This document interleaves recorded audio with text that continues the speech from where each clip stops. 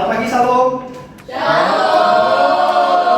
Apa kabar hari ini? Baik. Yang bahagia boleh mengangkat tangan? Oke.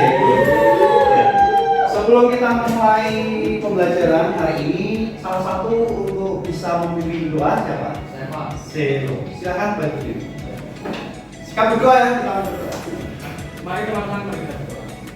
Ya Tuhan Yesus, terima kasih karena Engkau telah memberkati kami pada hari ini ya Tuhan.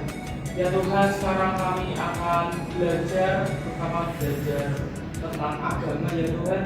Tolong berkati kami agar kami bisa mengerti apa yang Allah bisa ajarkan kepada kami ya Tuhan. Terima kasih Tuhan.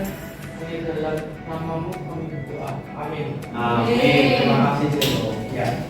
Anak-anak, sebelum lanjutkan ya, supaya kalian itu lebih semangat ya, Pak punya ice breaking ya, nanti tolong Celo memimpin ya. Oh, sebelumnya ada yang tidak hadir hari ini, semua lengkap ya? Baik, semua yang baik berdiri, nanti Celo yang akan memimpin ya. Kita mau menggerakkan tangan kaki kita. Jadi teman-teman, mari kita ice breaking. Yeay. Tepuk satu, tepuk dua, tepuk tiga, tepuk empat, tepuk lima, tepuk fokus, Melihat, mendengar, mengingat, fokus. tepuk konsentrasi, Aku konsentrasi karena aku ingin tahu guruku berbicara, aku yang mendengarkan. Siap.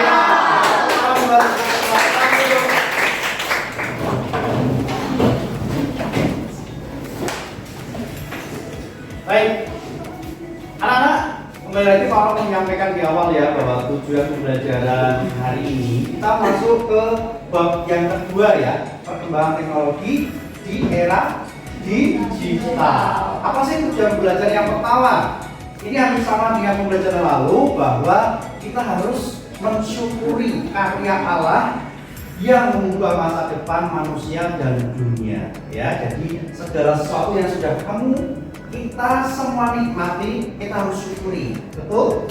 Betul. Yang kedua, kita juga harus mengkritisi sejauh mana perkembangan teknologi ini ya, apalagi di masa sekarang ya, di era digital. Karena banyak orang yang memanfaatkan teknologi dengan tidak benar ya. Minggu lalu banyak hal-hal yang terjadi ya, bisa dibuat hal negatif gitu ya. Nah,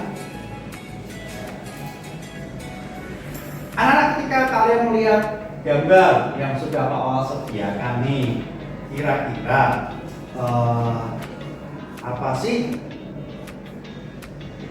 yang terlihat di situ, perkembangan teknologi semacam apa ya? Ketika kalian melihat di gambar ini, ada yang mau menjawab? Iya, Anissa. Teknologi hologram menunjukkan ini ya, bahwa semakin canggih ya, dan biasanya itu difasilitasi dengan touchscreen ya, bisa ya. Kalian pernah belajar di lab IOT kita? Iya, pernah. Sudah ya? Sudah. Itu juga LCD-nya difasilitasi dengan touchscreen ya, nanti kapan-kapan kita belajar di sana. Nah, pertanyaan kedua, kalau kalian melihat ada generasi atau remaja Kristen yang menyalahgunakan teknologi, kira-kira apa tanggapan kalian? Iya, boleh. Mereka bukanlah Kristen yang sejati. Mereka bukanlah Kristen yang sejati. Ya. Berarti ada Kristen yang sejati ya berarti. Iya. Kira-kira kalau Kristen sejati itu ciri khasnya atau contoh kecilnya apa? Ditunjukkan dengan apa? Rajin beribadah. Rajin beribadah. Dalam penggunaan teknologi, memuji Tuhan dengan menggunakan teknologi ya. Oke, bisa mendengarkan MP3, membuka YouTube, mencari lagu-lagu rohani. Oke, jauh banget. Nah, punya satu lagu nih. Maknanya itu keren banget. kita mau nyanyi bersama-sama ya. Sebentar.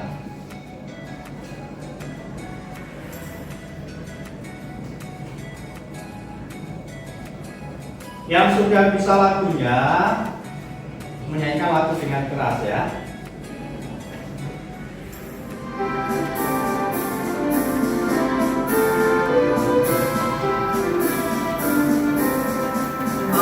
Pada waktu aku dan Tuhanku, hidup singkat bagaikan kembang. Mana benda yang kekal di hidupmu, hanyalah kasih tak akan lekang. Tiada yang salah di dalam dunia, segala yang indah pun akan lenyap. Namun kasih-Mu demi Tuhan Yesus sungguh bernilai dan hingga tetap. Yang kedua ya. Janganlah menyanyi tentang waktumu, hibur dan tolong yang berkeluh. Biarlah waktumu bercahaya, muliakanlah Tuhan di hidupmu. Tiada yang bakal di dalam dunia, segala yang indah pun akan lenyap. Namun kasih-Mu demi Tuhan Yesus sungguh bernilai dan hingga tetap. Sungguh bernilai dan hingga tetap. Oke, liriknya bagus ya. Bagus. Yang sudah menguasai selo ya, suaranya keras ya. Sebelah 12 sama suaranya ya. Kira-kira ada yang mau menanggapi, tapi Pak Ol punya beberapa pertanyaan ya sesuai dengan yang sudah Pak Ol sediakan. Kira-kira makna apa ya yang terdapat di lagu tadi? Oke, Hester. Nah, kalau menurut saya dari lagu tersebut kita diajarkan bahwa kasih Tuhan itu harus selamanya. Jadi kita tidak perlu menyediakan waktu untuk hal yang tidak berguna dan tetap hal yang berguna dengan baik. Nah, sebagai murid Tuhan kita juga harus menolong orang yang tidak kuat. Bahwa di dunia ini kita harus memberikan bagi orang lain. Karena selama semuanya yang di dunia ini itu tidak akan tetap. Jadi semuanya pasti akan sirna. Tetapi hanya kasih dari Tuhan dan juga sesama yang akan terus ada. Oke, dengan kode ya. Benar sekali anak-anak, ingat bahwa semuanya itu sudah satu akan hilang, akan sirna. Juga ini teknologi yang secanggih-canggihnya teknologi pasti akan sirna juga. Tetapi ada satu hal yang tidak hilang tadi. Kasih. Sudahkah kalian hari ini mengasihi teman kalian? Sudah. Iya. Lalu pertanyaan yang kedua.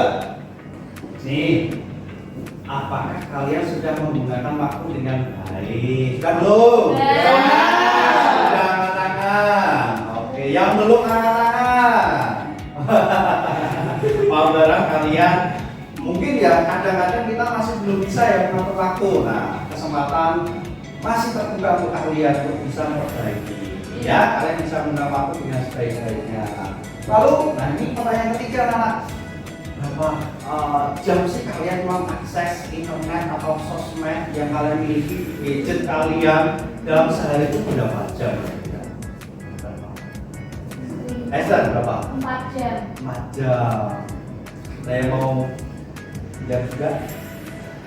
Berapa? 4 sampai 5 jam. Ya, banyak ya. Berarti istirahat sore dialihkan untuk main game. Sorry. Game juga? Oh enggak, kadang-kadang ya. Tetapi akses ini ya internet, sosmed membuka ya meskipun tidak bersatu tapi scroll. Suka ya kalian? Iya. Iya. TikTok mungkin? Oh. Oke. Ya, Pak lanjutkan ya. Nah, Paul sudah mengirimkan PPT materi bab 2 mengenai perkembangan teknologi di era digital. Nah, kira-kira dari kelompok kalian nih, ada yang mau menyampaikan nggak apa yang sudah dicobakan? Siapa? Dampak positifnya Pak. Oke, dampak positif. Dampak positif teknologi itu ada memberikan berbagai kemudahan Pak. Lalu menunjang kegiatan belajar dan meningkatkan kreativitas, menambah pengetahuan dan wawasan, mempercepat proses dalam menerima berita, dan yang lain itu memudahkan penyebaran informasi. Iya, dari kalimat awal tadi mempermudah, benar ya? Dengan teknologi itu tuh mempermudah kita, ya. Handphone dulunya untuk telepon, ya, yang jauh sana kita di sini, tetapi sekarang juga menjadi canggih. Tidak hanya telepon, audio, tapi juga ada visualnya, ya kan? Mudah sekali lihat, misalkan mau lihat kondisi terkini, misalkan anak awal di luar kota. Oh, gimana anaknya Pak Awal? Oh, ternyata masih baik-baik saja, gitu kan? Kalau suara kan agak-agak masih, wah ini bener nggak? Gitu, bener ya? Nah, ternyata dampak positif teknologi itu benar-benar memberikan kemudahan bagi manusia. Keren ya? Nah, ada lagi yang mau share mengenai materi kemarin? Oke, Hazel. Saya mau menjelaskan dari dampak negatifnya teknologi ini. Nah, jadi dampak negatif teknologi yang pertama, kita bisa malas bekerja, berdoa, ataupun membaca Alkitab. Yang kedua, kita bisa menjadi malas belajar dan juga kecanduan akan teknologi tersebut. Contohnya handphone. Nah, setelah itu yang ketiga, kita bisa menjadi pribadi yang individualis dan juga eksklusif. Yang keempat, kita juga bisa terjadinya merosotkan moral.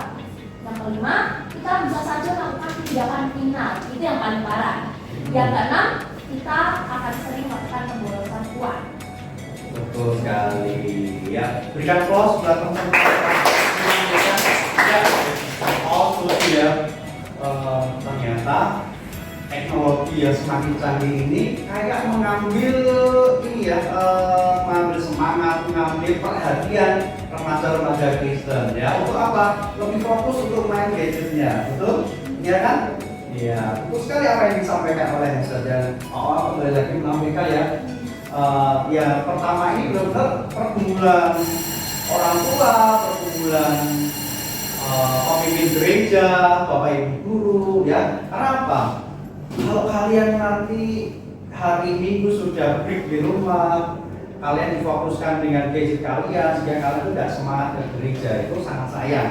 Karena dimana Tuhan itu sendiri sudah memutuskan ya hari yang ke-7 tiba saatnya kita itu untuk beribadah.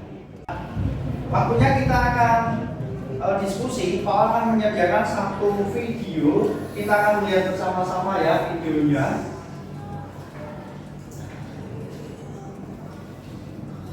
Ada dua pertanyaan mengenai videonya anak. Yang pertama, kira-kira kesalahan apa yang dilakukan oleh tokoh utama mengenai teknologi? Yang kedua, bagaimana kelompok kalian menyikapinya?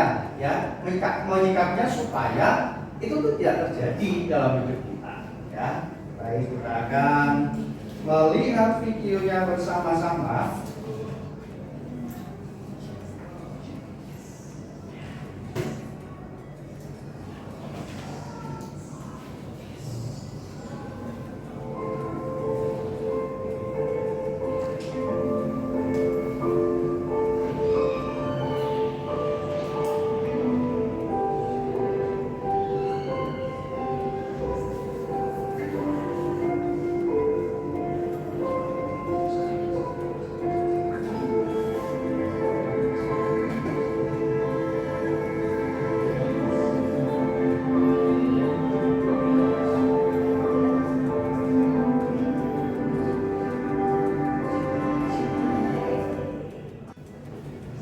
Ya anak-anak, tadi kita sudah melihat video ya mengenai teknologi, ya terlihat tapi ya ada yang asik memakai gadgetnya.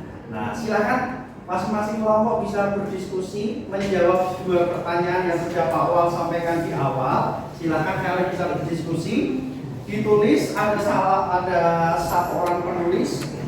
Nanti hasil diskusinya akan dikirim di Skype. Silakan kalian berdiskusi, manfaatkan waktunya, kasih waktu 10 menit ya. Baik anak-anak, waktu untuk diskusi selesai. yang mau menyampaikan hasil diskusinya? Oke Tara, boleh berdiri Tara? Oke. Jadi kesalahan dari tokoh utamanya itu dia terhasut sama teknologi zaman sekarang. Kayak mereka dia mau ikut main game yang lagi ngetren gitu. Jadinya kayak menghasilkan kecanduan karena game-game itu kan dibuat untuk kita bisa kecanduan gitu kan ya. Jadi kayak kita seneng main game gak bisa berhenti gitu. Yang itu kesalahannya sehingga membuat dirinya ini nggak mau lagi sosialisasi, kan beda gitu ya. Nah terus apa yang bisa kita lakukan menurut pendapat kelompok kami, kita itu harus belajar yang namanya manajemen waktu, dimana kita harus mengontrol penggunaan HP kita, sosial media dan lain sebagainya. Fungsinya adalah untuk kita tidak terkait sama HP ini, tidak kecanduan, dan kita bisa lebih mengontrol diri. Selain itu kita juga harus aktif sama teman gitu. Kita harus memilih teman, bergaul dengan baik, betul. Memang berteman dengan semua orang, tapi kalau bergaul harus terus pilih-pilih. Karena itu berdampak banget sama kita. Jadi itu sih Pak. Oke, dekat buat juga.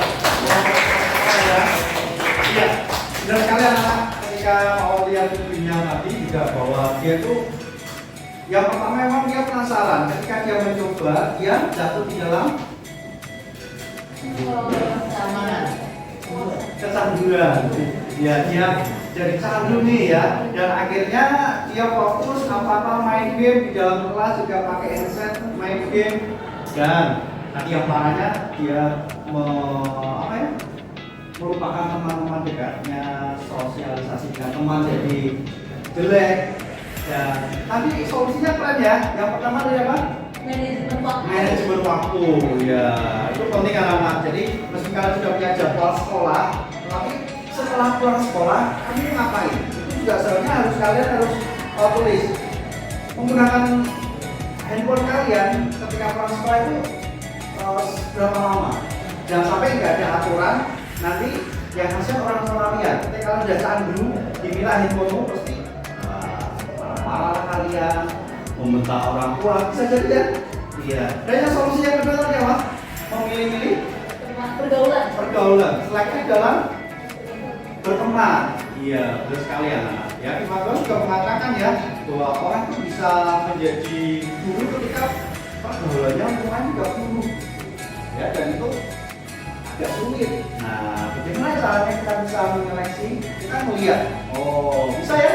Dari kehidupan, dari gaya keseharian, dari perkataannya. Oh, kok perkataan baik, yang sana kok perkataannya kotor, bisa juga ya. Baik, luar biasa ya untuk hasil diskusi kita hari ini. Nah, benar yang dikatakan Nara dan kelompoknya bahwa ya, ketika teknologi itu dipakai oleh seseorang itu pasti ada tantangan. Tetapi sebelum ke tantangan ya, tapi bahwa teknologi itu mempermudah kita ya, mempermudah kita. Dan ini satu poin yang membuat kita harus bersyukur. Tadi tujuan belajarnya supaya kita bersyukur, karena sudah tahu ya mana hal yang kita dapat syukuri ya. Kalian bisa mengakses segala sesuatu mau juga hidupmu itu juga harus kalian syukuri, benar kan? Tetapi ada tantangannya. Nah, sejauh mana kalian menggunakan teknologi? Apakah kalian menggunakan teknologi dengan sesuka hatinya? Justru kalian malah dikuasai oleh teknologi. Itu sudah bahaya ya.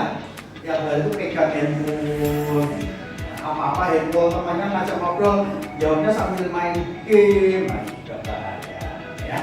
Dan kita pun juga mengingat apa yang dikatakan oleh Salomo di Amsal 1 ayat 5 maupun juga pasal 1 ayat 7 bahwa orang bijak mendengar dan menambah ilmu, dan baiklah orang yang berpengertian memperoleh bahan pertimbangan.